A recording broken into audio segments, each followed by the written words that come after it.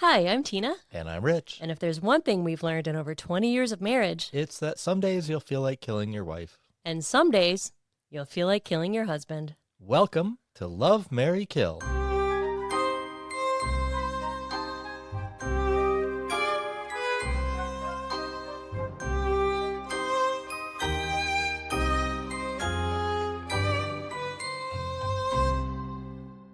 Good day, mate. Good day. How are you? How bad was that Australian accent? Oh, is that what that was? We're going to Australia today. Excellent. I'm going to tell you a truly horrible story. Okay. When you think of Australians, what do you think of? I think of really fun people, just kind of easygoing and Down to earth, kind, hardworking people who love the outdoors, right? Yeah. And you know some Australians. Yeah, I've worked with quite a few Australians. Yeah. And they're great people, right? Yeah, I have not known any Australians that I really dislike. Well, today I'm going to tell you a story of an Australian who might make you question everything you know about the wonderful people of Australia. Oh boy, okay. But I believe that she's an outlier. Yeah. This is the most requested case that we've ever had. Really? I think it's all of our Australian friends who have requested it. And boy, it's a doozy. Really? About 12% of our downloads come from Australia. They're just the nicest people that I've ever come across. I love when I get to talk to our Australian listeners, especially Chanel. Chanel is the one that tells me a lot about Australia, what they eat, how they talk. And there's one word in particular that they say in Australia that here in the States, we really don't say. Yeah, I think we I might know say, what word. see you next Tuesday. Right. But in Australia, they just blurt it out. Yeah. And it's just kind of a... It's not such a horrible word. No, it's not. And, it's all context. And Yeah. here we just don't say it, No. but there they do. Before we get into the case, can I just say that you have an uncanny ability to pick our recording time that always corresponds exactly to a Tigers game starting. If there's a Tigers game starting at 4 o'clock, I can almost predict that you're going to want to record at 4 o'clock. Well, that is definitely a coincidence.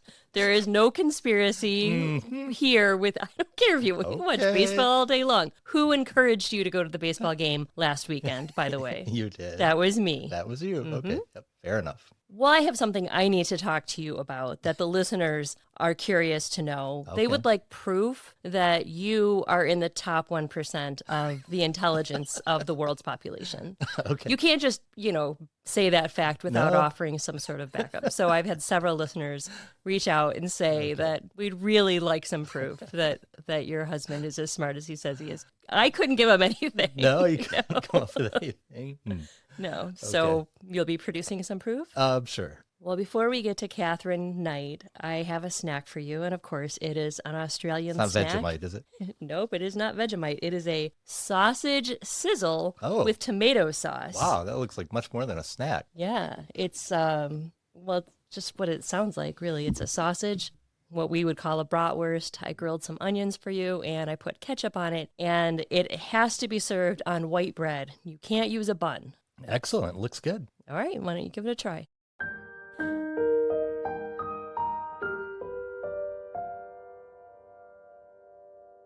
So we just had snags and bread. Snags and bread. Okay. You can call it a sausage sizzle or a snag. What did you think? I thought it was really good. I mean, nothing not to like there. Yeah. Chanel told me that it was recently election day in Australia, and when you wait in line to vote, you will get a sausage. Really? That's provided to you by the government? They just give out Well, sausage? I'm not sure if it's just the polling place will have them. That would be good motivation to go vote. Absolutely. Well, I think you have to vote there. Oh, interesting. So what would you rate the sausage sizzle? I mean, I'd give it a 10 out of 10. Would you really? Okay, so that was a Johnsonville brat on a piece of white bread, but it actually went really well. On the white bread, it really worked well. I think it was a good bread that you chose, too. I did get a nicer bread, and the onions were pretty good. Yeah. Fun fact, I hate raw onions. I can't tolerate raw onions at all, but I like when they're grilled. Well, that is a super fun fact. Shut up. It's the truth, and you know it. Thank you to Tara, Rhiannon, Renee, and the many other people that have recommended this case. I think it's been recommended for a couple of years, and I've finally got to it. There is a content warning for today's episode. This episode contains discussion of domestic violence, mental illness, suicide, and graphic violence that may be disturbing to some listeners. Listener discretion is strongly advised.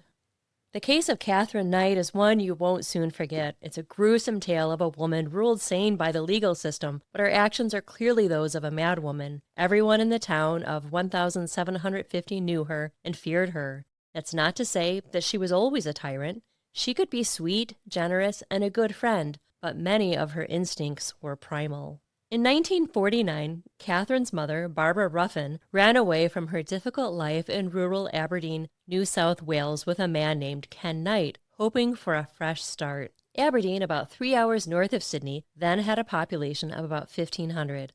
Up to that point, her life had been marked by hardship and pain.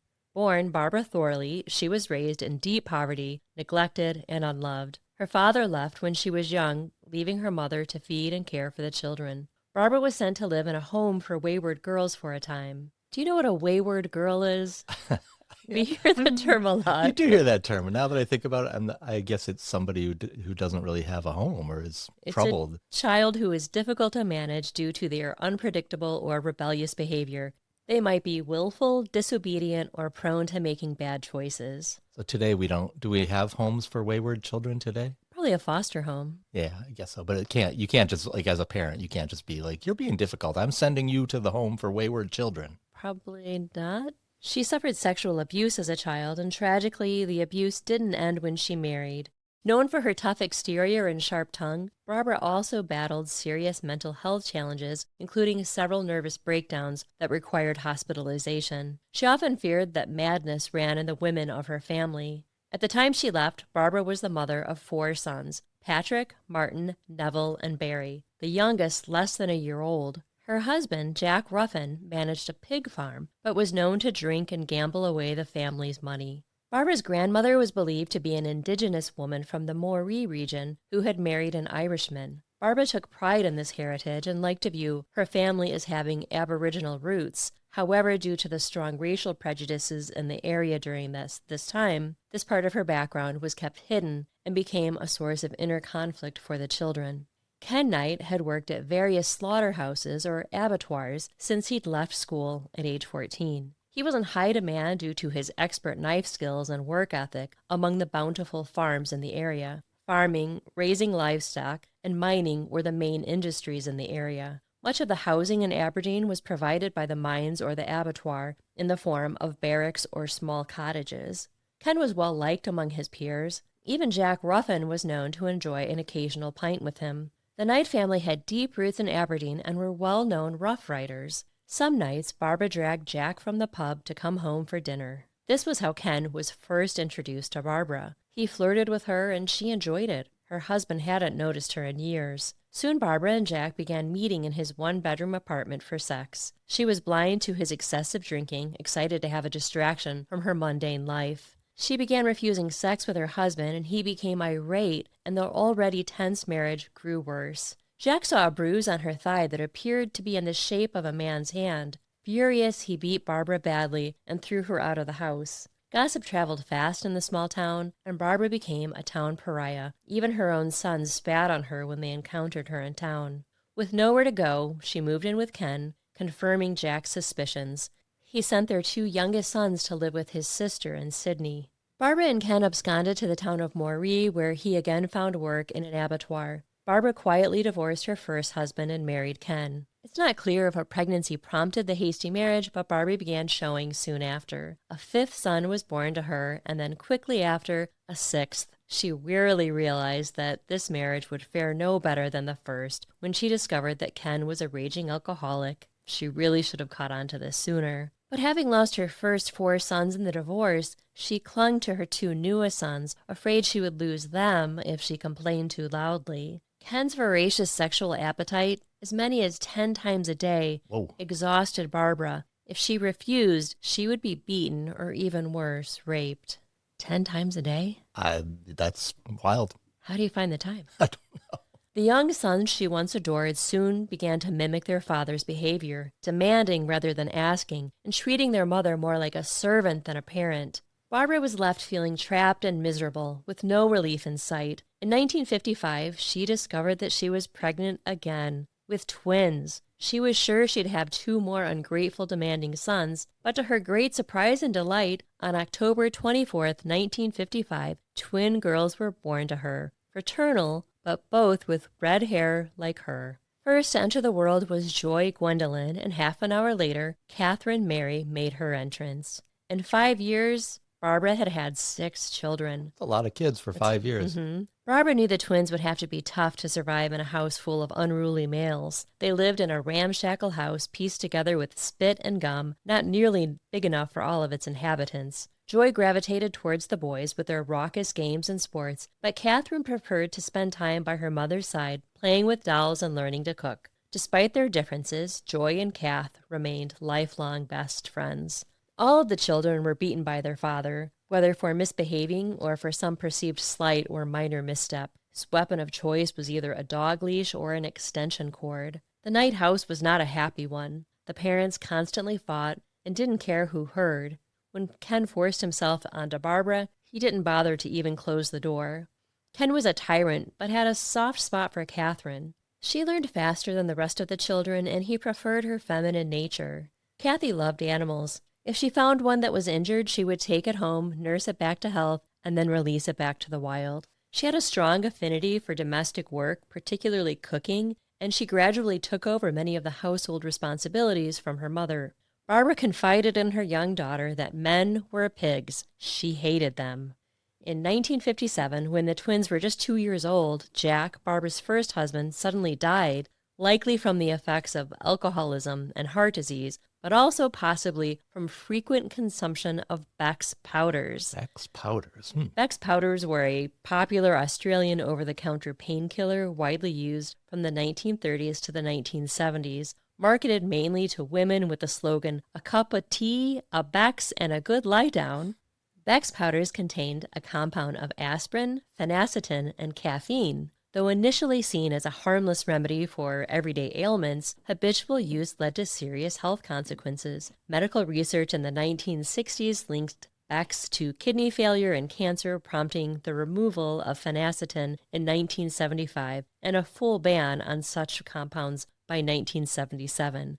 Beck's powders remain a cautionary example of the dangers of unchecked pharmaceutical marketing and long-term drug use. Thank you for indulging me in that little interesting. sidebar. I always learn new things from your episodes. Ditto. Barbara's 2 oldest sons, who'd lived with their father, came to live with her new family in a house that was already bursting at the seams. The boys hadn't had anything to do with Barbara in years, and they called her whore to her face. Jeez.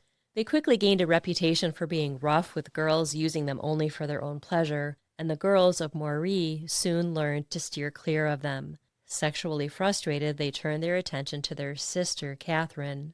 As young as 4, she suffered from sexual assault from her half-brothers, and later from the younger 2 as well. She went to her mother for help, and she told her, quote, "Just let them do what they want. It's easier that way." Oh, that's horrible. Do you know what happened to the other 2 boys? There were 4 boys that lived with their... They went to live with their aunt in Sydney. Okay. Some psychiatrists, by the way, questioned whether Katherine was actually sexually abused by relatives or not, but the relatives confirmed that it did happen. Okay. As a young teenager, Katherine began spending time at her Uncle Oscar's horse farm. The time with her uncle was a welcome respite from her troubled home life. Oscar Knight had been an expert horseman in his younger years. He taught Katherine how to respect animals and nurse the injured ones back to health. He was the only adult in her life that saw potential in her and nurtured it. However, Oscar suffered from severe depression, and in 1969, at age 34, he took his own life. Katherine, just 14, was devastated. She has kept some of his possessions with her throughout her life and claims that his ghost has visited her. Oscar's death was a turning point for her. She realized she had every right to protect herself from the predators in her home and beyond, and began denying them the twisted, carnal pleasure that they sought from her. She kept a knife with her and stabbed anyone who tried to violate her body or personal space. It became commonplace to see one of the 4 brothers sporting a black eye. Kathy had been scared of the dark and suffered from enuresis throughout her life, but once the sexual abuse abated, these conditions improved. Soon after, Barbara's family warmed to her again and forgave her for her past transgressions. Encouraged by the improving relationship, the Knight family moved back to Aberdeen. Being the new girl at Muswellbrook High School, Katherine was subjected to teasing and unwanted attention from boys and girls. When one girl stuck her foot out in the bus aisle to trip her up, Katherine lopped off her ponytail. After a boy commented on her budding breasts, her calm demeanor quickly shifted to rage, and she slammed his face into the seat ahead of him and knocked out his teeth. The school bus is like the wild, wild west, isn't it? It was like that when I was growing Definitely. up, too. I learned a lot on the school bus. Uh-huh. Her typical personality was cheerful, friendly, and polite, but now people knew not to cross her. She wasn't the most studious, but Kathy was a model student and well-liked by her teachers. When students came forward suggesting Katherine had bullied or threatened them, they didn't believe it and turned a blind eye even when a boy was found bleeding from a stab wound. So Kathy was very good at manipulating situations to make it appear that she was a victim, and she did this throughout her life. Okay. Well, it sounds like a lot of times she was sort of a victim too, but apparently that evolved over time. Kathy kept a small knife hidden in her skirts to protect herself if someone crossed her boundaries. One day, her rage boiled over onto a teacher who gave her a failing grade on a test. Enraged, she chased after him with the little knife she drew from her waistband. She hit the ground after he punched her squarely in the face. They were both suspended. She returned once the suspension was over, but with her reputation ruined, she didn't come back the next year. I wanted to mention that I read 2 books for this case, and they had contradicting facts. Oh, that's frustrating. It's really hard when that happens. So I did my best. It's possible that I have a few things that were different in both of the stories. And one of them was that Kathy could barely read and write by the time she left school. Okay.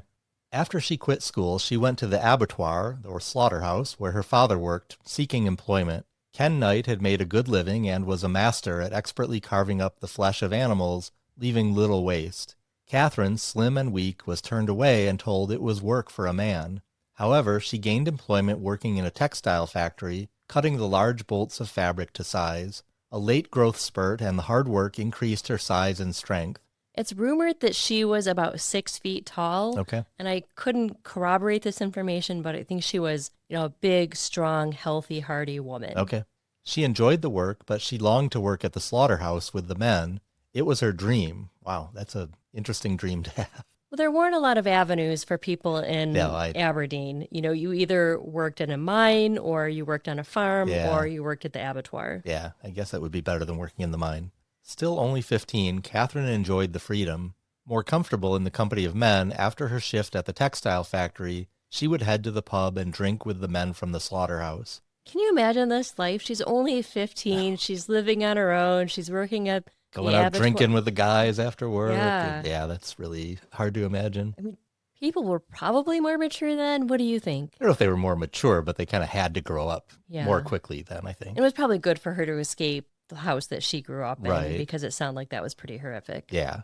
There were only 2 pubs in Aberdeen, the top pub and the bottom pub. That's what they were called? Oh, neat. The top pub was located in a hotel at the top of the hill. Katherine befriended the bartender and whispered in his ear that she did not want to drink alcohol ever. She asked to instead be served lemonade. None of the men ever knew that she wasn't matching them drink for drink. She was loud, foul-mouthed, and attention-seeking. When she turned 16 in 1971, she applied again at the slaughterhouse. This time, some of her male friends from the pub vouched for her, and she was hired. Katherine mastered the job quickly, impressing the men with her knife skills. Her job was to clean congealed marrow and blood out of the carcasses and cut the meat into smaller pieces. She was promoted within weeks to the most challenging job in the factory, deboning. Her father was one of, if not the top man in the plant, and soon his daughter was nipping at his heels to take his position, which made him work harder than he had in years. In fact, Katherine's work ethic and precision encouraged all of the men in the plant to work harder. The owners of the slaughterhouse gifted her with a personalized set of knives in an embroidered leather case. She was so proud of the knives, she mounted them over her bed, in case she ever needed them, and with each move, the knives went up first. Katherine was fascinated by every aspect of meat processing, even the slaughter itself. On her days off or during lunch breaks, she would often wander into the pig room to watch as the squealing animals were killed, unfazed by the grisly scene. She struck up a friendship with the executioner, who eventually taught her how to slit a pig's throat. Drawn to the macabre, Katherine began experimenting with different methods of killing. Instead of using the quick, humane approach, she tested how varying the placement of cuts affected the time it took for the pigs to die. Sometimes she would chase them around with knives, slicing at muscles and nerves. It was cruel, disturbing, and against the rules. That sounds kind of like serial killer warning red flag behavior. Yeah, and she went from nursing animals back to health to that's right. Enjoying their death. Yeah. So it is pretty disturbing. It is. We'll be back after a break.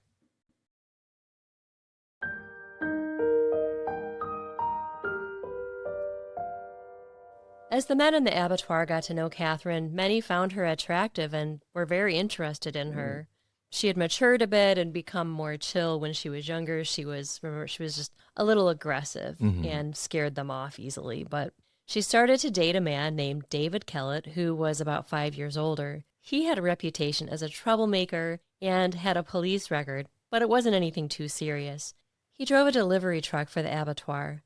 He was friends with Charlie Knight, Kath's brother. The pair would spend the whole weekend drinking and raising hell. Charlie brought David home one night for dinner and introduced him to his twin sisters. They were both hellraisers too, and soon were going to the pub with Charlie and David. For fun, sometimes they'd shoot at passing trains. Once they shot a steer, cut it up with a chainsaw, and barbecued it. Kath insisted on skinning it and saving the hide. They'd go rabbit hunting, and again, Katherine's favorite part was skinning them.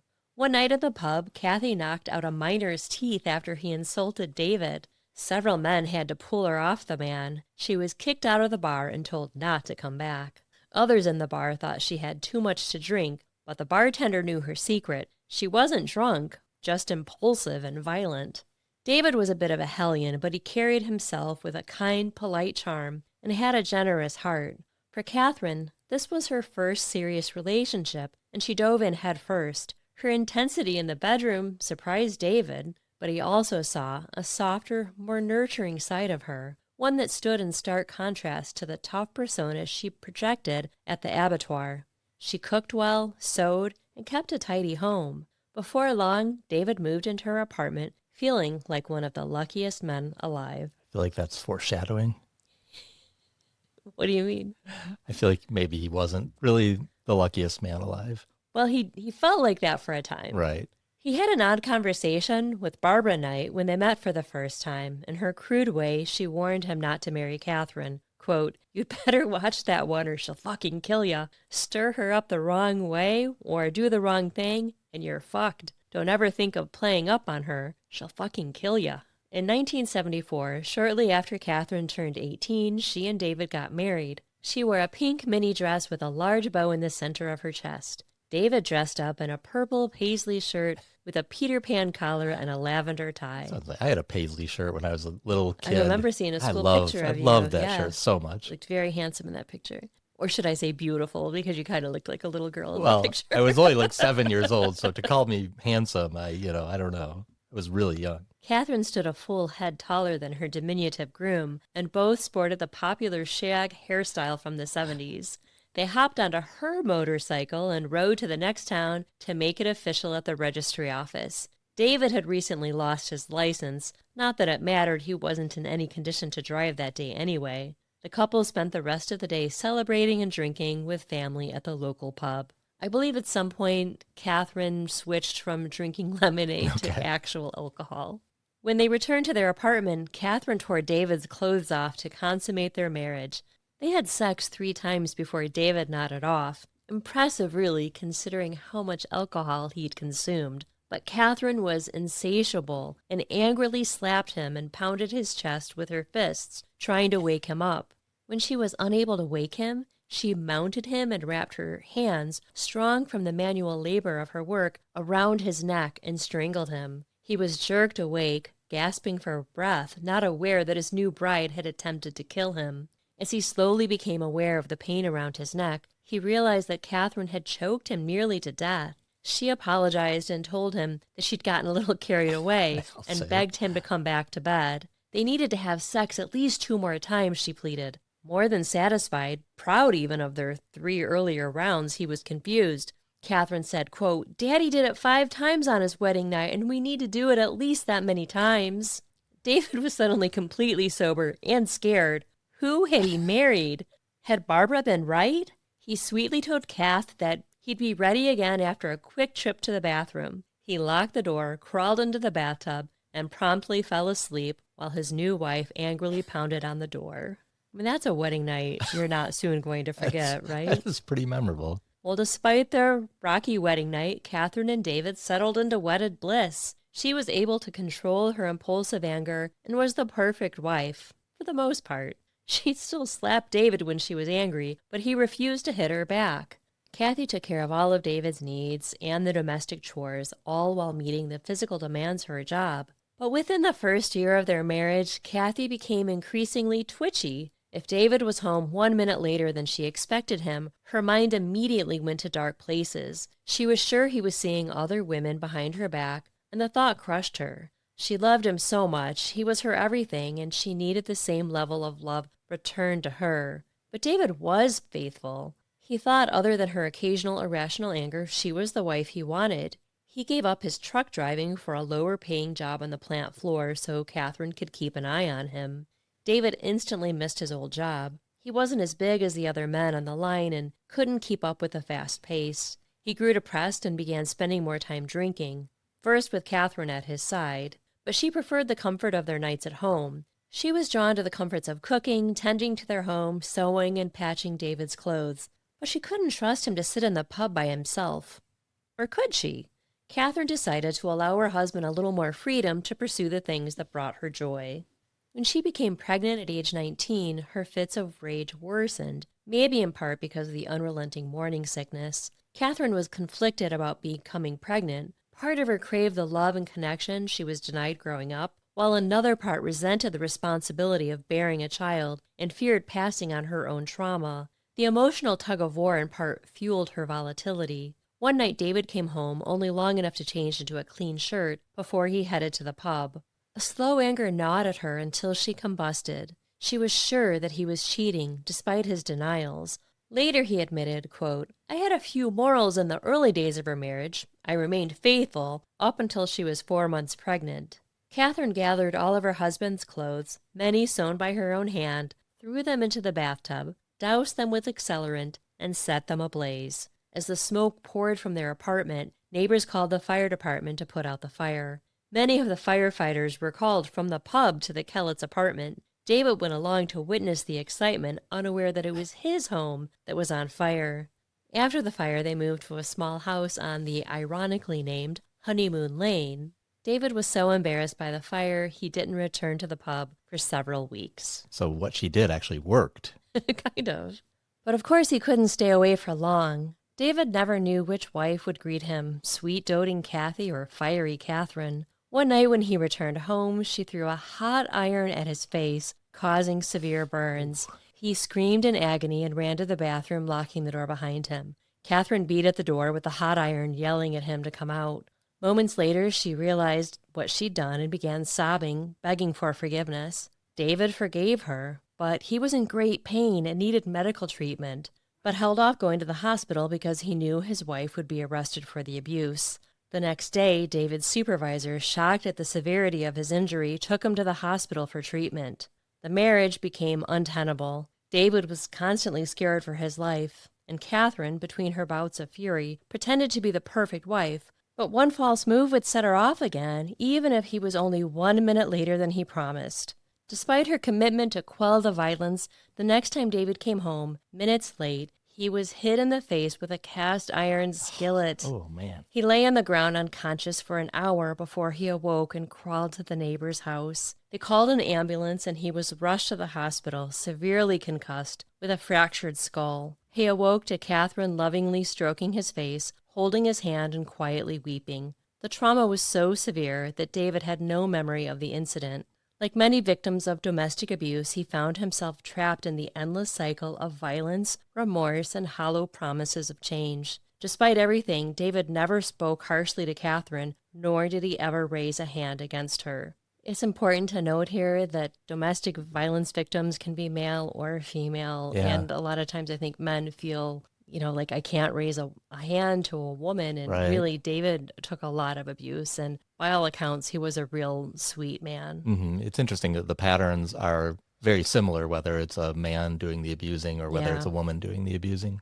There was another grace period full of love and happiness until a dart tournament went long one night and Katherine waited with the skillet in hand again. This time, David was ready for the attack and avoided a direct hit. He ran from the house and spent the night on a friend's couch. He loved the sweet side of his wife, but the angry, abusive wife scared him. All of Katherine's fears about David leaving her were about to come to fruition. He was seeing another woman on the side from Queensland. When she told him that she was also pregnant, David started thinking about leaving Katherine, who was nearing the end of her pregnancy. He returned home the night after the frying pan incident with fresh pork chops from the butcher and flowers. All was once again forgiven and a period of calm ensued. 6 weeks later, in May 1976, Katherine's water broke. She called her parents in a panic to take her to the hospital. They left in a rush. David offered to pack a suitcase for Katherine and meet them at the hospital as soon as possible. But instead of packing Katherine's things, he escaped to the pub, leaving Katherine alone and afraid at the hospital at the time she needed him most. The ultimate betrayal delivered at the very worst time, realizing her worst fears. And the labor was long and torturous. Katherine wailed. Her screams of pain, both physical and emotional, echoed through the hospital corridors. She was forlorn that her husband didn't show up for her and his new daughter, Melissa Ann. Kath and David had fought over the name because Melissa was the name of a previous girlfriend, but ultimately he won the battle. Her sister, Joy, went to the pub looking for David and recruited his friends to search for him. After enduring nearly 2 months of Kathy's volatile postpartum rage, David slipped away quietly. He left both Kathy and their infant daughter Melissa behind, heading north to Queensland to be with the other woman, who was already pregnant with his second child. Before disappearing, he made one final stop at the abattoir to quit his job, offering no explanation to anyone about where he was going or why. The despair of losing her husband prevented her from bonding with her new sweet baby, Melissa Ann. Over time, Katherine's deep despair transformed into seething anger as her broken heart mended, scabbed over, and turned black. She plotted her revenge on the man she had taken such good care of and loved so well. Katherine had been right to question if she was fit for motherhood. Sadly, she was not cut out for it at all, and baby Melissa, from the very beginning, suffered horrible neglect and abuse from her volatile mother. Katherine could be seen pushing the stroller that had been gifted to her from her parents up and down the streets of Aberdeen, yelling at the tiny infant, no one brave enough to stop her. The whole town was aware of her history of impulsive violence. I think the streets were in bad repair, and poor baby Melissa, her head was going, she was jostling around, and she was just angrily pushing the stroller up and down the streets, and probably, it sounded like a little bit like she could have had shaken baby syndrome. It sounded horrible. Eventually, Katherine was picked up by the police, and they found her hysterically crying and clearly in the throes of a mental breakdown, likely fueled by the abandonment of her husband, postpartum hormones, and her usual fits of rage. Melissa was taken to Katherine's parents' house, while Katherine was taken to a psychiatric hospital. When they found that Kathy was struggling to read and write, she was given an IQ test, and she scored in the low 80s, which is on the low end of the average. And where are you again in the IQ range? No comment. They found her to be an interesting case. Katherine, according to the psychologists who were treating her, performed at a base level. Her instincts and impulses were more in line with a caveman than a woman in modern society. She was diagnosed with psychopathy compounded by narcissism, and they suspected she suffered from borderline personality disorder too. Katherine was in the hospital for about a week before she was released with several prescriptions in hand. She picked up the baby from her parents' house and went home to her sad, empty house. The next night, a man named Ted Abrahams, a war veteran who struggled with PTSD, was foraging for some wild mushrooms near the railroad tracks. He was a familiar sight in Aberdeen, and most residents gave him a wide berth. Ted was good at minding his own business and keeping to himself. When he heard a small baby crying incessantly, he ignored her cries until he realized that the baby had been placed directly on the tracks, which were vibrating from an approaching train in the distance. He ran and scooped up the baby, saving her young life. The baby was Melissa. In another incident, a truck driver was leaving the pub and found Melissa in the back of his truck in her pram. Oh, that's so horrible. Isn't that horrible? Well, so he picked up the baby from the railroad tracks and then she was returned to Katherine after that? I don't think she was. I think that she went to stay with Kath's parents again. Katherine was found wandering around town, lathered up in a fury. She had stolen an axe from a neighbor's backyard and began swinging it wildly in a murderous rage. Her eyes were wild with guttural grunts escaping her lips as she moved with a frenzied, almost feral rage. The police again captured her. She was taken back to the hospital, her meds adjusted, and released soon after. Her parents again picked her up and drove her home, but this time they were wiser and kept Melissa with them. Aberdeen was a small town, and news and gossip traveled quickly. The whole town was on edge, worried when Katherine would strike next. No one felt safe. A few nights later, 16-year-old Margaret Macbeth was home babysitting her brother while her parents were out. Katherine pounded on the door frantically. When Margaret answered, Katherine said, quote, "My baby is sick and I don't have my car. I need to get to her. Will you take me, please?" Once Katherine, Margaret, and her brother were in the car, Katherine told her that they were driving to Queensland. David was in Queensland. Poor Margaret was terrified. She protested and said her brother should get to stay at home because he had school the next day. She saw a large knife glinting that sat on the seat next to Katherine. Katherine told her, "Shut up and drive." When Margaret hedged, Katherine reached across the seat and slashed her in the cheek with the knife. Her brother yelled from the back seat. It was lucky that the car was nearly out of gas. Margaret pointed to the gauge and told Katherine that they would need to stop before their 1,000-mile journey. She relented and allowed the girl to stop to fill the tank. Margaret calmly walked in to pay and then pleaded with the attendant to call the police. Quote, "Please, you've got to help me. Me and my brother. We've been kidnapped. It's Katherine Knight. She's got a knife. She wants me to drive her to Queensland. She did this to my face. Please, call the police. Please." Margaret was too frightened to return to the car. Her brother took his chance and bolted from the back seat, but Katherine caught him by the collar and threw him to the ground and held a knife to him. She yelled to Margaret to get back in the car, but she refused. If she could stall for a few more minutes, the police would arrive. She could hear the sirens in the distance. Katherine, in her fit of rage, didn't seem to notice. The police approached carefully and asked her to let the boy go, but she refused. She threatened them all, waving the knife wildly. Eventually, she released the boy from her grasp, and he ran to safety. Katherine punched and swiped at the officers in her reach until someone knocked the knife out of her hand using a long broom handle. It took 2 officers to wrestle her to the ground, handcuff her, and throw her into the back of a police car. This time, she was admitted to a high-security facility, Morisset Psychiatric Hospital. It sits on 200 acres in a park-like setting. Katherine was not an ideal patient. She was disruptive, rude, violent, and confrontational. She spat the medication out into the faces of the staff and destroyed her room. With time, she became more compliant, but ultimately the staff believed that no amount of therapy or medication would help her. She was besieged with getting revenge on David. In every therapy session, she was forthcoming that she wanted to kill, and she'd find a way to do it. She was angry with her parents, too, and felt abandoned by them. Well, I'm glad that she has been committed to like a high-security psychiatric institution. It sounds like that's where she belongs. Yeah, she was definitely struggling with her mental health and her violent impulses. Yeah, I have a bad feeling, though, that she is not going to remain there. Probably not as long as she needed to be. We'll be back after a break.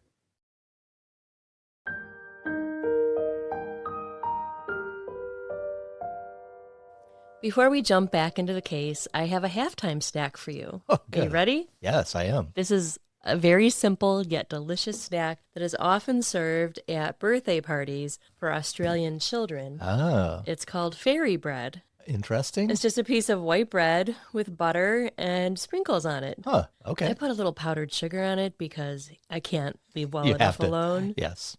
Do you want to try it? I sure do.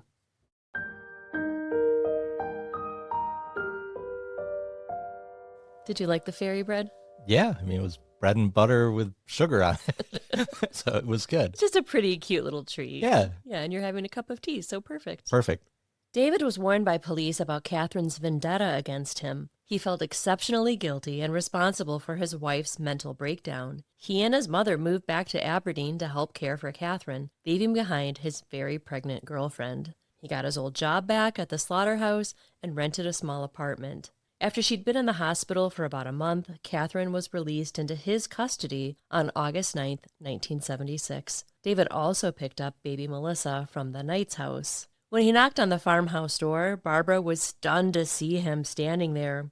Her shock quickly turned to fury as she lashed out, striking him with her fists and shouting through tears, blaming him for destroying her daughter's life. David fell to the ground while Barbara kicked him. Poor David can't get a break. No, I know.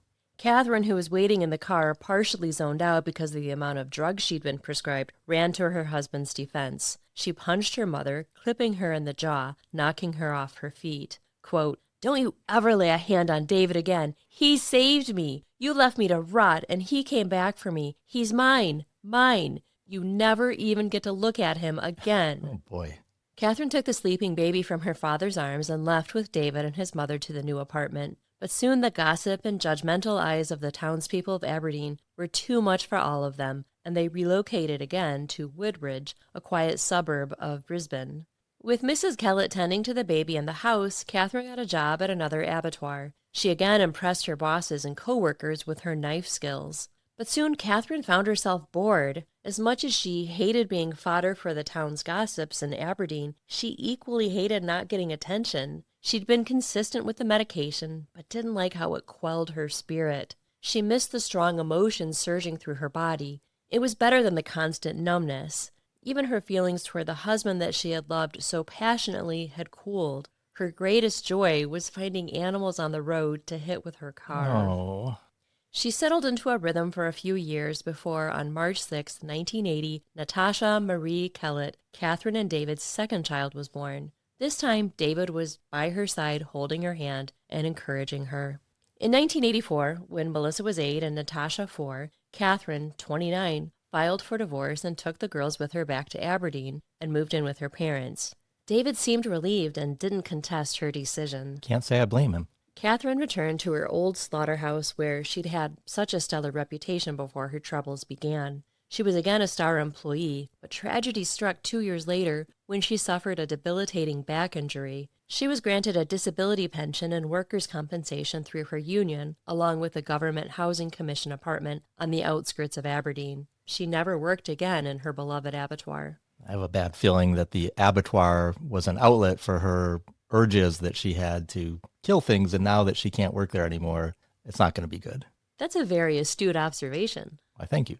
Now single, Catherine began going to the pubs at night, leaving her young girls alone. She met a 38-year-old miner named David Saunders at the Aberdeen Bowling Club, so this is the second David in her life. Remember, Catherine loved the domestic arts. She was an excellent cook and caregiver when the spirit moved her. David felt like the luckiest man alive, much like the first David did in the beginning of their relationship. He began spending most of his time at her house. He adored Melissa and Natasha. When he surprised them with a puppy, the girls instantly fell in love. They were a happy little family, but soon the trajectory of their relationship went much the same as her last. David had heard the rumors around town about Catherine's temper, but chose not to believe them. Catherine constantly accused him of cheating. During one argument, to drive her point home, she grabbed the puppy by the scruff of its neck and slit its throat, warning David she would do the same to him if he was unfaithful. That's so horrible. Her rage and callousness was shocking. She then grabbed her favorite cast iron skillet and began to beat him over the head until he lost consciousness. When he came to, he was in rough shape, but he was able to drive home to his apartment where he stayed for a week, nursing his wounds until Catherine showed up. He was horrified to see her, sure she was there to finish him off, but she sobbed, begged him for forgiveness, and promised it would never happen again. He forgave her, and the relationship resumed. Don't believe her, David. Soon, Catherine was pregnant again. This was David's first child, and he wanted to do things right. He bought a small plain house in Aberdeen for his growing family. Catherine, who had always rented, was thrilled to finally have a place to call her own. She threw herself into decorating the house and set to work immediately, decorating every inch of the tiny house with her own special brand of interior design. The walls and even the ceilings were covered in animal pelts, cow hides, water buffalo, and fur wraps, alongside steer horns, sheep and cow skulls, and deer antlers. Prominently displayed among the macabre menagerie were a stuffed peacock and a baby deer. Rusted animal traps, leather coats, and a motorcycle jacket, machetes, rakes, boots, a riding crop and saddle, and a massive wooden fork and spoon hung from the rafters and walls, while her beloved knives glimmered from their designated spot above her bed. Every available surface overflowed with old newspapers, clothes, books, and bric-a-brac. Her extensive video collection, unsurprisingly, focused almost entirely on horror and death. Just brushing against a wall was liable to give you tetanus, but to Katherine, it was perfect. Sounds like a horror movie. It does. Set. Ugh. I saw a video that had footage from the house, and it was pretty much like it's described. I'll try to find some pictures to post, but it's crazy. When Sarah, Katherine's third daughter, was born, in June 1988, Katherine, then 32, suffered another mental breakdown of sorts after her birth. The children, the house, and David all went unattended. He would return from work exhausted and angry at the state of things. David wasn't afraid to yell at Katherine for the condition of the house and children. One day when he didn't have any more clean clothes, he confronted her. In response, she took his shirts and pants one by one and cut them in half. When he protested, scissors in hand, she stabbed him in the gut. She twisted the scissors before removing them. When she grabbed for the iron, he ran from the house, leaving a bloody trail behind him. He jumped into his car, straight to the hospital. Luckily, the wound wasn't as deep as it seemed, and Katherine missed his vital organs. He didn't return for several months. He sent cards, letters, and gifts to the girls, but Katherine never let them see any of it. She threw everything right into the trash. David planned to rescue the 3 girls from Katherine, but as he drove into Aberdeen, he was pulled over by the police and notified that she had accused him of domestic violence and filed an AVO against him, or an apprehended violence order, which is much like a restraining order. David was told he needed to leave Aberdeen immediately or he would be arrested, so he left. Katherine received a substantial payout from the slaughterhouse, around $15,000, which she used to pay off the house, planning to take it over from David. So remember, he bought the house. Right. Katherine first met John Chillingworth when she was a teenager working at the slaughterhouse. So we have 2 Johns and 2 Davids. Okay. At the time, he turned down her advances. He had been tempted, but she was 10 years younger. But when John returned to Aberdeen in 1989 after divorcing his wife, the two reconnected. Katherine quickly seduced him, and like the men before him, John believed that he had struck gold. John spent most of his free time at the pub before he went to Katherine's house and ravaged her. If it's not clear up to this point, Katherine had a voracious sexual appetite, and the men were very satisfied. Okay. Katherine had easily manipulated both Davids, each of them intimidated by her explosive temper, but John was different. He wasn't afraid to fight back. Melissa, who was 15 at the time, had already dropped out of school like her mother and was dating much older men. Soon, she would be pregnant with her first child, making Katherine a grandmother. She had inherited Katherine's fiery disposition. When she saw John strike her mother, Melissa confronted him, shouting in his face. John responded by slapping Melissa. Katherine became pregnant again. John kept his distance for much of the pregnancy, worn down by her mood swings and constant accusations of infidelity. But unlike her previous relationships, Katherine's suspicions were justified. John was seeing other women. In late 1991, Katherine gave birth to her 4th and final child, a son named Eric. Not long after, she began experiencing episodes of postpartum rage. In one outburst, she punched John so hard his false teeth flew from his mouth and scattered across the floor.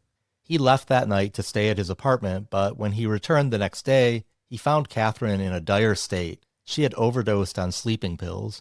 John rushed her to the hospital, where doctors pumped her stomach. Afterward, she was admitted to the mental hospital again for another week to stabilize her and get her back on track. When Katherine returned home, she thought she would give John a taste of his own medicine. She had planned it perfectly, timing it so that when John came home, he would find her in bed with another man, John Price. He didn't say a word. He simply turned around and walked out, this time for good. He moved to a different town, got sober, and eventually began helping others by becoming an addiction counselor. Finally, some good news. I know. John Price was born in April 1955, the oldest of 6 children. He was a mine supervisor and a recently divorced father of 3, a son and 2 daughters. He and his wife Colleen had separated amicably after 15 years of marriage.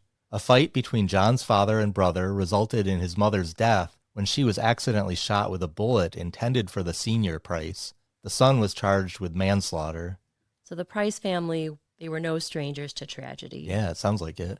John and Katherine, both 44, had been having an affair for about a year when John Chillingworth walked in on him and Katherine together.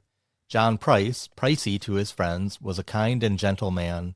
Of course, there were arguments, but they weren't as violent as with Katherine's past relationships. Kathy wanted to marry John, but her reputation and one failed marriage was enough for him. Plus, the dynamics with all of their children was challenging to work out. Instead, Katherine and her children moved into John's house, and surprisingly, they were happy. All the children liked each other, and the fighting was kept to a minimum. I think by this time, Natasha and Melissa were both living on their own. Okay. And I couldn't confirm the age of John's children, but I think that they were older too, except for he had one that was very young. Okay. So I think that it might have just been like the 3 younger children living in the house. Okay.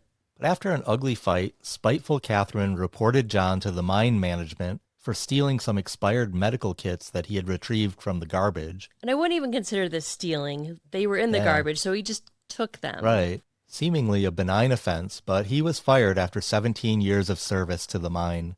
Furious, John kicked Katherine and her children out of his house, tossing their belongings onto the curb. She was hell-bent on revenge, and the punishment she had in mind was so savage, so unforgettable, it would echo through time and be remembered for generations. I think I'm fearful for what is to come in this story. That's all. It gets pretty grisly here. Katherine offered her nephew $500 to steal John's car, set it on fire, and throw battery acid in his face. Her nephew refused. She didn't bother hiding her intentions, telling her brother outright, quote, "I'm going to kill Pricey, and I'll get away with it because I'll pretend I'm insane." But after about a month, John relented and allowed her back into his life. He had taken the loss of his $100,000 a year job hard, drinking heavily every day and burning through his savings until he got a job in construction. John's concerned friends staged an intervention of sorts. They summoned David Kellett, Katherine's first husband, to the bar with his scarred face to divulge all of his war stories about Katherine. David had never been okay again after the attack with the iron. He lived in hiding because he was afraid Katherine would finish him off. He warned David that she was capable of terrible things, even murder. John listened closely and seemed to take his warnings to heart because he didn't allow Katherine to move into his house again, despite her persistent pleas, although she did spend a lot of time there. John lost a lot of mates over his relationship with Katherine. They saw how dangerous and volatile she was, and when he kept taking her back, they just got kind of disgusted, and like they tried to stage this intervention for him and tried to show him like this could really, you could end up dead. And he just didn't. He knew that she was capable of it, but for some reason he just kept taking her back. Soon after, they had a huge fight, and Katherine stabbed him with a knife in the chest. It missed his heart, but it shocked him. It was a serious wound, but he put a Band-Aid on it and didn't seek medical treatment. Police arrived and served John with a restraining order that Kathy had filed against him. She showed the police bruises that he had allegedly left on her. Despite the restraining order, Kath was still at his house and made his lunch the next morning, February 29th, 2000, Leap Day. At work, coworkers noticed blood seeping from the wound through his shirt. He was feeling frazzled and anxious. He confided to his boss that he had awoken the night before to find Katherine looming over him, leering at him with her hands behind her back. His boss offered to let him stay in his guest house, but John didn't want anyone else to get hurt in the crosshairs. John banned Kath from his house and filed a restraining order against her. He was done with the 6-year tumultuous relationship, but a restraining order meant nothing to Katherine Knight. John was still fearful. He told his coworkers, quote, "If I don't show up for work tomorrow, it'll be because she killed me." It was a chilling premonition. Tragically, John never showed up for work the next day, or any day thereafter. When he got home that night, he jumped when someone pounded on his door, but John was grateful to see his friendly neighbor Anthony Keegan, or Keego, who invited him over for a drink. They spent the evening drinking in the garden together, John opening up about how badly he wanted Katherine, or the speckled hen as he called her, out of his life. John stumbled home around 11 and fell into a peaceful slumber until he was awoken by a very unwelcome intruder who climbed into his bed. In the shadows of John's day, Katherine had lurked, watching him from afar, plotting her vengeance. She'd taken the video camera that John had given her as a gift for Christmas and made a video, walking around her house, assigning ownership of her possessions in case of her death. There was also footage of her happily playing with her children and grandchild. She took all of her children out to dinner that night at a Chinese restaurant and asked Natasha to take Sarah and Eric home with her for the night. Then Kath drove to town to buy a new lingerie set for the seduction she planned later. While John was drinking with his neighbor, Katherine showered and changed into her seductive outfit and waited for him. She heard him come in and fall into bed.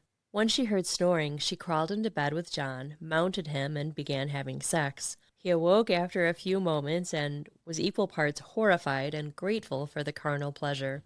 While still engaged in sex, she produced a knife and stabbed John in the chest over and over again, fulfilling a long-held dark fantasy. Drunk and groggy, John was slow to react at first, but as he gathered awareness, he jumped up and bolted out of the room, only to find himself weakened by the sudden loss of blood. Kath struck him twice more on his broad back before he fell to the carpeted floor, instantly soaking it in blood. He crawled to the front door and was able to reach the handle while Katherine was still stabbing away at him. He opened the door and pulled himself to the porch, but he was spent and unable to yell as one of his lungs was punctured. Katherine, full of adrenaline and excitement, grabbed him by the ankles and pulled him back into the house. After suffering 37 stab wounds, Pricey was dead. As the high of finally fulfilling her deadly fantasy faded, the reality of what she'd done quickly set in, spurring her into action. She cleaned herself of John's blood in the shower and then drove into Aberdeen with John's ATM card in her hand. She withdrew as much money as she could, about $1,000, planning to flee to a new town, but when she returned to the scene of the crime, she devised a new plan. And oddly, this money was never accounted for. They knew that she'd withdrawn it, but they don't know where it went. Interesting. Okay, this is where we need to insert a trigger warning because it is very gruesome and grisly what happens next. Okay. Remember that Katherine was an expert with her knives and she took pride in how sharp she kept them. It was as if she'd been training her whole life for this moment. She took a long knife and with one strong thwack, she separated John's head from his body. She severed his genitals and began meticulously separating his skin from his tissues with her skilled knife work. When her work was complete, she hung his skin from the ceiling beams, giving it a curtain-like effect. Her technique was so skilled that John's skin was later able to be pieced together and sewn back together onto his body. Katherine placed John's skinned head into a large soup pot on the stove, threw in some hastily chopped vegetables, zucchini, potato, squash, cabbage, and topped it off with water, and then turned the burner to high. Inspired by the soup her mother made when she was a child from a pig's head, wanting more meat in her gruesome stew, she added more of John's flesh to her pot. She severed John's buttocks, cut them into 5 pieces, and roasted them in the oven. I think your face is indicative of probably every listener's face that this is just so disgusting. It is. She put some of the meat out for the dog, who never touched it. Perhaps worse than her crime was that she intended to feed the meal to John's 2 children, Becky and John Jr. She heaped 2 plates with the grotesque stew and placed them on the table with their names written on a paper towel next to each dish. Kath positioned John's body on a chair with the left arm draped over an empty liter of soda with his legs crossed in a lifelike pose. She left a crudely written note with poor grammar and spelling. Quote, "Time got you back, Jonathan, for raping my daughter. You to back for Ross, for little John. Now play with the little John's dick, John Price." I'm not sure what all this means, but she's implying that John was a pedophile and raped her daughter. Okay. When she thought the meal was ready, she took a bite, but despite her madness, she spat it out, repulsed not just by the taste of it, but by what she had done. In one of the books I read, it said that she took a bite, but I don't think anyone knows for sure whether she took a bite or not. Okay. Katherine was snapped back to the reality of her crime. She realized that she had crossed a line so dark, no excuse or twisted logic could justify the horror and depravity of her actions. She swallowed every sleeping pill she could find in the house, then crawled back into John's bloody bed, pulled the covers over her head, and drifted off into a heavy, drug-induced sleep. We'll be back after a break.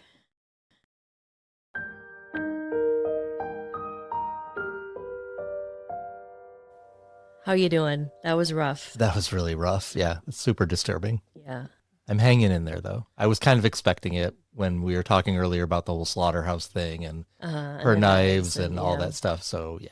I tried to write it not too disgusting and graphic, but it's just... it's hard not to describe it in a way that's not gonna be disturbing for people. When I initially read about it, I literally got sick to my stomach. Yeah, I'm not surprised. When John failed to show up for work the next morning, he was never late. His coworkers, well aware of the volatile situation with Katherine and his dire prediction the day before, grew alarmed and went to check on him. But they weren't the only ones worried about John. His neighbor, Kigo, who he had had beers with the previous night, noticed that his truck was still outside of his house after 6 a.m., and John was always gone for work by then. Kigo glanced through the windows but couldn't see much, just John's work boots by the door, which struck him as odd. Even more alarming was the blood on the front door. Concern growing, he called a few friends to see if anyone had heard from John, but no one had. Before long, a small crowd had gathered outside the brick house, anxiously waiting for the police to arrive. Kigo had also reached out to John's son, Jonathan, to let him know that something was wrong. Meanwhile, a friend drove past Catherine's house, but didn't see her car. They then stopped by her twin sister Joy's place, but she hadn't seen Katherine or John. When the police arrived, even before they stepped inside, it was clear that something unspeakable had happened. Blood stained the walkway, bloody handprints smeared the front door. 4 officers pried the back door open with a crowbar and stepped inside. What they found defied comprehension and instantly changed them and their understanding of a human's capacity for evil. The scene was a grotesque display of violence and madness, so disturbing, so deeply inhuman, it left scars on everyone who witnessed it. Some of the officers who responded that day would never recover. The stench of the scene stayed with them, embedded in their nostrils, unescapable. One officer took their own life. Others were so shaken they vowed never to eat meat again. Katherine's brutality didn't just end one life, it shattered many, but especially those of her and John's children. Here's a clip from 2 of the responding officers. There was something hanging, blocking my entry into the hallway of the house. I thought it looked like some type of blanket or some sort of covering that had been placed up on the archway. So I remember I used my left hand to push it aside, and immediately I could feel coldness coming on my left arm. So I looked down and my left arm was just covered in blood. Initially I thought I'd injured myself breaking through the back door, so I couldn't understand why my arm was bleeding. As Graham and Scott try to locate the missing man, they are suddenly faced with the most horrific scene ever to be witnessed. I realised then it was a human pelt. It was the skin minus the head. A full skin just hanging from the top door frame. Looked past it and saw a torso on the ground without a head and without any genitalia.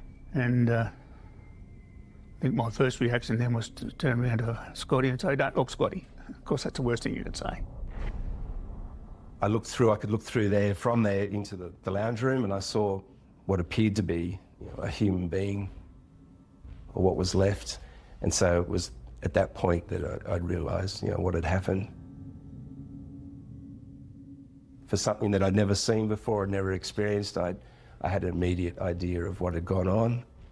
It was at that point that I drew my service pistol. There was blood everywhere. A line of blood out from the door into the kitchen area. There's a pot on the stove. I think I might have even said to Scotty, "I'll give you one guess where the head is." I can't even imagine how traumatizing that would be. Right. I mean, like I said, I don't think you ever recover from seeing a scene so grotesque. No, and even if you're a police officer and you're trained and you've experienced violence before, that's just a whole other level that I'm sure you could not get out of your head.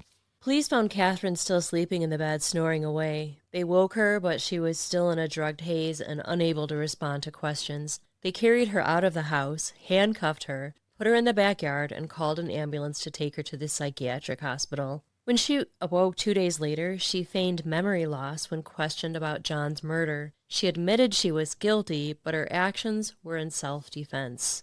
The police were alarmed when they were informed that Katherine's 2 younger children, Sarah 12 and Eric 10, weren't in school that day. After hours of searching, they were found safe with Natasha, Katherine's second daughter. Katherine was arrested and her adjudication was quickly set in motion. She initially pleaded not guilty, claiming she had acted in self-defense, a claim that was ultimately found to have no merit. Judge Barry O'Keefe allowed several people from the jury to dismiss themselves due to the graphic nature of the case. Before the trial was set to start in October 2001, Katherine pleaded guilty to the lesser charge of manslaughter despite the mountain of disturbing evidence against her. The judge refused to allow the plea and forced her to be psychologically evaluated by 3 psychologists to ensure that she was fit to stand trial. He was afraid that she would later appeal and claim insanity. It was then that she was diagnosed with borderline personality disorder and deemed fit for trial. All 3 psychologists were in agreement with the diagnosis. After the evaluation, the judge allowed her guilty plea and sentenced her to life in prison without the possibility of being released, the harshest sentence ever received by a woman in Australia. The judge ordered that her record be marked, never be released, indicating the severity and exceptional nature of her crime. Katherine appealed her sentence, calling it too severe, but the appeal was denied. Because she has shown no remorse for Pricey's murder, Kath has no hope of being released. Without properly exhibiting genuine remorse, she has no pathway to parole. Katherine, who turns 70 this year, is incarcerated at Silverwater Women's Correctional Center, formerly known as Malawa Prison, where she is housed in a solitary cell where she remains under strict supervision and is prohibited from having access to knives. I would think that would be a pretty good policy for all prisoners not to have access to knives. Well, a lot of prisoners help cook meals. True. But Katherine is a good cook, so I think she would like to work in the kitchen, but I think this is a really solid decision I think to keep so. her away from knives. Silverwater is often referred to as Australia's meanest woman's prison. Katherine is a level 4 prisoner, the most dangerous. However, she's described as a model prisoner and has had no infractions. She works in the prison's earphone factory for about 5 hours a day, where she earns the top wage. Kath is often praised for her work ethic. She is respected and feared by the other inmates, who call her Nana. Katherine is seen as an arbitrator by the other inmates, solving disputes among them.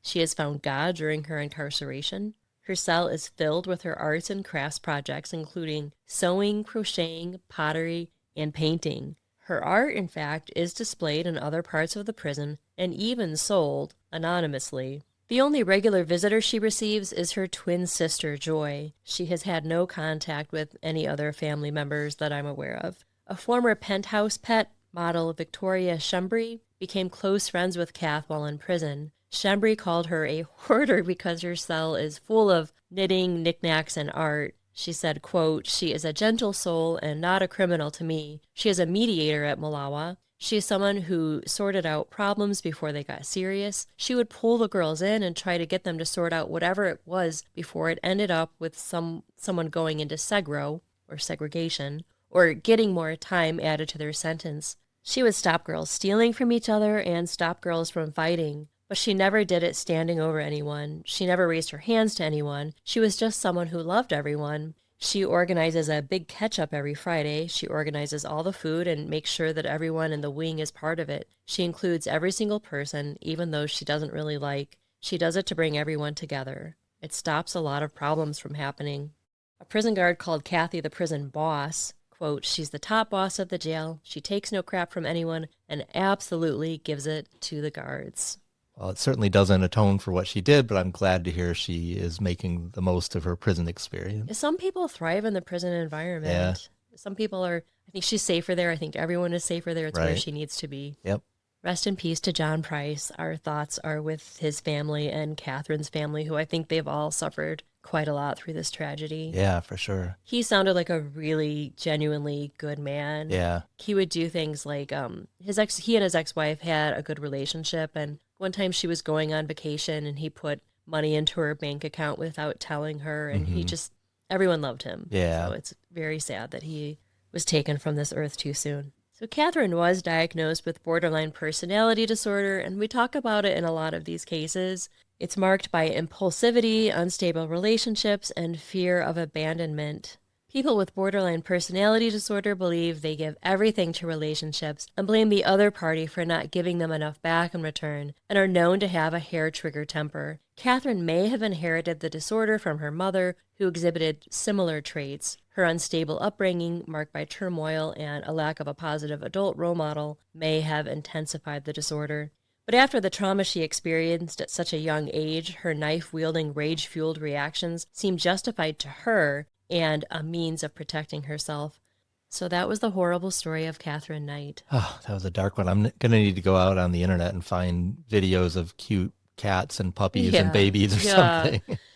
everyone in the town of Aberdeen, this small town, knew Katherine. They knew of her temperament and her rage. Right. Why do you think it was tolerated? I don't know. I was thinking that early on. I know she was put in an institution a couple of times. Several times. But it just seems like there were so many warning signs. And I don't know. Sometimes you wonder, like, I don't know if it was back in older time, not older times, but in the 70s, 80s, right? Yeah. Well, John's murder occurred in 2000. So not Yeah. that long ago. Right. But I don't know. It's I a think good mental question. health is really hard in our society. We don't really know how to properly deal with it. Right. She was a functioning adult most of the time, and she could work a job, and I think she could be loving, and like her love bombing, like whenever, just in any domestic violence situation, when she injured a partner, Right. She would be like, oh, it'll never happen again. And I think that's her intention, or anyone who is an abuser, that's their intention. But Yeah. you can't keep that promise. No one ever keeps that promise. Yeah, I wonder, like, with the love bombing, if that's because of the borderline personality disorder, assuming that is what she had, that fear of abandonment, like if the love bombing was because she was so scared of being abandoned, right? She would have this temper, she would lash out, but then she would try to get the guy back and make sure he never went away again. So it was like this cycle. I think she never felt love. Even I think some of her partners, like David Kellett, her first husband, he did sound like he tried his best, but they all drink a lot too. It seems like alcohol definitely fueled a lot of this too. Right. There was also a lot of generational trauma in Katherine's life. Her mother, Barbara, she had a lot of abuse in her life. Right. And where do you end the generational trauma? How do you end generational trauma? Yeah, I mean, I wish I knew the answer to that, because that would be great to figure that out. But the thing with her is, it almost seems like she had some traits of like a serial killer, like just, she enjoyed killing animals and things like that. So it almost seems like there was something miswired in her brain. So she had kind of the combination of generational trauma, upbringing that was horrible, but she also just had this kind of serial killer wiring in her brain or something. And I don't know. It's not a good outcome. I wonder how all of her exes felt after this happened. They must have really felt like they dodged a bullet. Yeah, definitely. I mean, totally. Well, David Kellett, her first husband, with, I haven't seen a picture of, but I think he must have been pretty disfigured from the hot iron hitting his face. Yeah.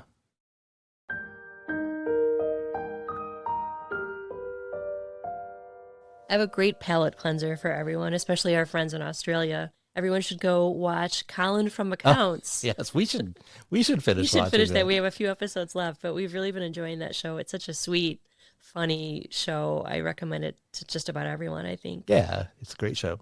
Well, speaking of domestic violence, what is going on with the French president? Oh, I don't know. That was a crazy video. That was really crazy. Yeah, he said they were just like having fun with each other, or joking around, but that was clearly not the case. I don't buy it. No, I don't buy it at all. Like, we've been married for a really long time, but I don't think I've never slapped you. You've never slapped me. No. Yeah, for anyone who hasn't seen the video, they're on an airplane and the airplane doors are opening. And I think that they didn't realize the doors were open, and his wife is sort of off camera a little bit, but you can just see her like it wasn't really a slap, but it was more sort like of she kind of pushed his face aggressively. Yeah, it was very aggressive looking. And then he turns and he sees that the camera is on. It was like an SNL skit, really. Yeah. It just seemed like he was like, "Oh, hello, everyone," and he just had this big smile on his face. It's very awkward. It made me worried for him. Like, if you're doing that to your spouse in front of a whole team of people, gosh, your private life can't be very good either. No, I'm sure. I have a really important topic that I would like to address. Okay. Katherine Knight was a redhead. Okay. I am a redhead, and she deserves a bad rap.